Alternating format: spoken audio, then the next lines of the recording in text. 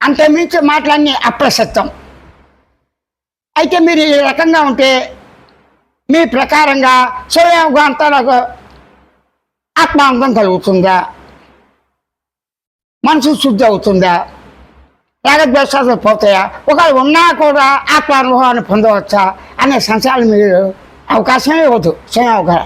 ఎందుకు అనుభవంలో ఉన్నదాన్ని గమనించి ఊరకుండా మనం అవసరం చెప్తున్నాం.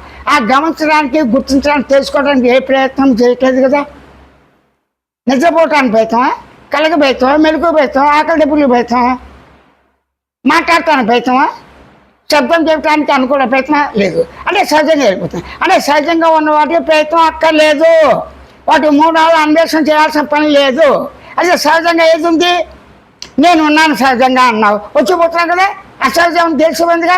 నేనున్నాను అనుటకు మునిపే అనుభూతిగా, అనిర్చమైన అనుభూతిగా, స్వరూపంగా, సత్తుచిత్తాంతనిత్య పరిపూర్ణ మూల స్వరూపంగా స్వేచ్ఛగా నువ్వు ఉన్నావని మాత్రమే స్వయం బోధ సూచనతో నిర్గుణ చైతన్య స్వానుభవ అవగాహనతో అంతర్గీత అవగాహన సహజమైన స్వతసిద్ధమైనని మాత్రమే చెబుతున్నాడు, ప్రకటిస్తున్నాడు, వ్యక్తం చేస్తున్నాడు. స్వయం ప్రభుత్వ స్వయం సూచనతో సూచిస్తున్నాడు.